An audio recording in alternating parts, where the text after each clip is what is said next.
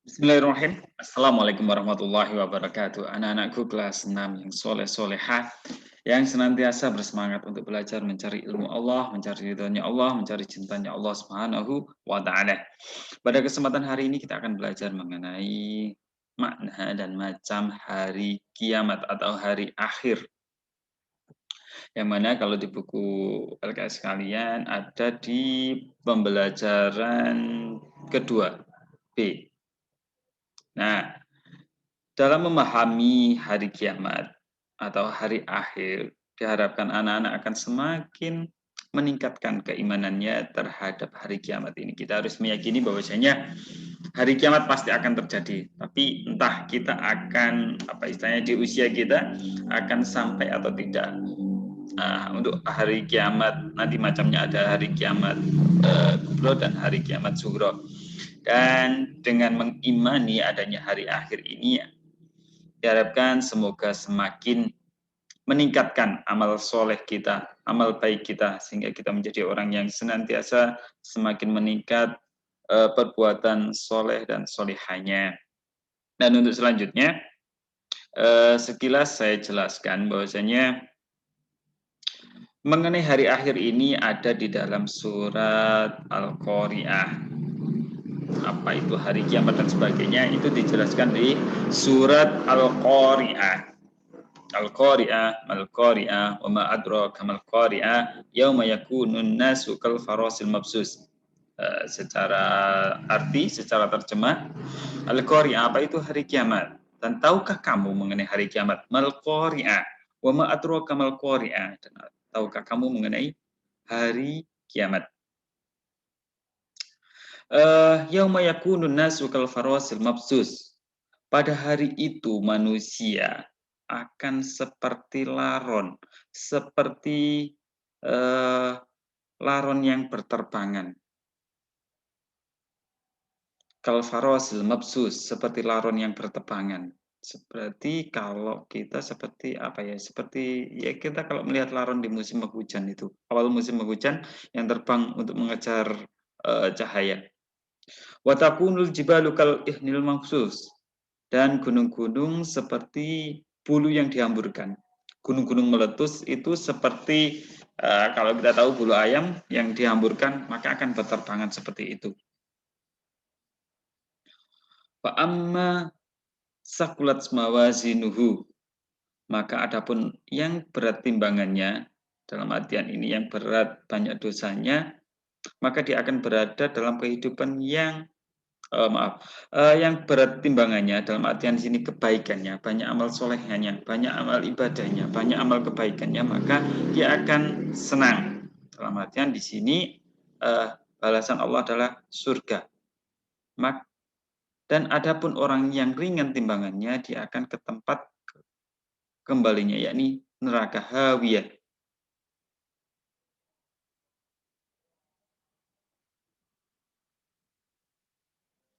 Dan apakah tahukah kamu apa neraka hawiyah itu? Yakni api yang sangat panas. Narun jahim. Wa ma adraka ma hiya narun jahim. Neraka yang panas. Jadi ada namanya nanti setelah hari kiamat kubro, kita akan dikumpulkan di telaga maksar.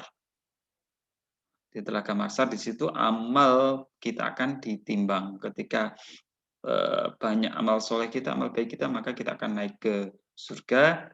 Dan ketika banyak dosanya, banyak kesalahannya, kita akan dimasukkan ke neraka. Apa itu neraka? Yakni api yang sangat panas. Itu gambarannya mengenai hari kiamat. Namun kita harus mengamini, mengimani agar kita senantiasa untuk berbuat baik. Dan untuk macam hari kiamat ada dua, yakni kiamat suro dan kiamat kubro. Kiamat suro itu kiamat kecil. Kiamat kecil itu adalah hancurnya alam semesta di sekitar kita. Seperti kemarin ada banjir, kemudian ada tanah longsor, ada gempa bumi, kemudian ada kematian. Kematian orang yang kematian jasad, kematian fisik kita, kemudian kembali ke tanah, itu disebut dengan kiamat suro atau kiamat kecil. Makanya setiap ada kematian orang itu kita senantiasa untuk mengucap inna lillahi wa inna ilaihi roji'un. Yang artinya sesungguhnya kami adalah kepunyaan Allah dan kepada Allah lah kami akan kembali. Itu untuk kiamat sugro. Dan untuk kiamat kubro, yakni hancurnya alam semesta, semuanya hancur. Alam semesta kita itu hancur, planet-planet istilahnya bertabrakan, bumi kehilangan rotasinya dan sebagainya. Jadi kalau kita pahami sebuah putaran bola, itu kalau putarannya seimbang maka akan bisa berdiri di tangan kita. Namun ketika proses putarannya berkurang, apalagi berhenti maka akan jatuh. Nah, sama halnya dengan bumi kita. Ketika nanti gravitasi atau rotasi bumi atau putaran bumi ini berhenti, maka akan hancur alam semesta ini. Diterangkan dalam surat Al-Zalzalah ayat 1 dan 2. Ida zulzilatil ardu zilzalaha. Apabila bumi digoncangkan dengan goncangan yang sangat dahsyat. Nah, itu adalah kiamat kubro, kiamat besar, kiamat yang sesungguhnya. Ditandai dengan tiupnya sangkakala. Malaikat siapa yang meniup? Malaikat Israfil ya. Pelajaran di kelas 4 kemarin. Wa akhrajatil ardu asqalaha. Yang mana perut bumi telah mengeluarkan beban beratnya. Ketika bumi mengeluarkan beban beratnya atau kandungannya, bisa jadi ini adalah meletusnya gunung-gunung tersebut. Maka yang terjadi semesta akan hancur. Itu kiamat kubra. Semua makhluk Allah mati. Dan yang dihidupkan kembali menjadi laron-laron, digambarkan seperti laron-laron adalah ruh kita, jiwa kita. Ruh kita akan kembali pada Allah Subhanahu wa taala. Dan yang dihisap itu adalah ruh kita. Itu tadi dua macam kiamat kubro, kiamat, ada kiamat sugro dan kiamat kubro. Selanjutnya ada nama-nama hari kiamat. Nama-nama hari kiamat di sini ada Yaumus Sa'ah, disebut dengan Yaumus Sa'ah. Apa itu Yaumus Sa'ah? Hari di mana saat kiamat sudah dekat. Ada Yaumuddin, hari di mana mulai dari waktu makhluk dikumpulkan di padang mahsyar sampai tak ada batasnya, sampai selesai. Ada Yaumul Akhir, ada yang menyebut Yaumul Akhir, hari berakhirnya kehidupan manusia di dunia maupun akhir kehidupan di dunia itu. Ada yang menyebutnya Yaumul Qiyamah atau hari kiamat, hancurnya alam semesta beserta isinya. Kemudian ada yang menyebutnya dengan Yaumul Ba'as atau hari kebangkitan, di mana orang-orang yang sudah mati karena kiamat tadi, karena sudah meninggal dari ribuan ataupun jutaan tahun yang lalu, kemudian dibangkitkan oleh Allah. Apa yang dibangkitkan? Yakni ruhnya. Nah, dibangkitkan dari kubur atau dari barzah. Kemudian disebut Yaumul Ma'syar. Nah, setelah dibangkitkan kemudian dikumpulkan di padang Ma'syar atau disebut dengan Yaumul Masyar, hari berkumpul, kemudian ditimbang amal baiknya.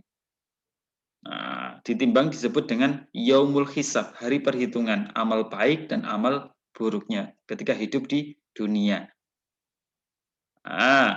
Dihisab, diperhitungkan. Bagaimana cara menghitungnya? Yakni menggunakan mizan, yaumul mizan, hari pertimbangan. Pertimbangan amal baik dan amal buruk.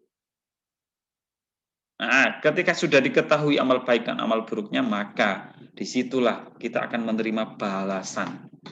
Yaumul jaza, pembalasan. Amal baik akan mendapatkan surga dan amal buruk akan mendapatkan neraka.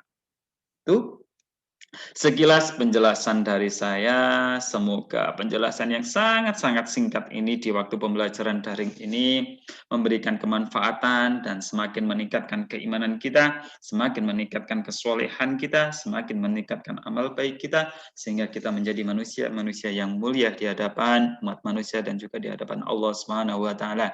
Akhirul kalam, assalamualaikum warahmatullahi wabarakatuh.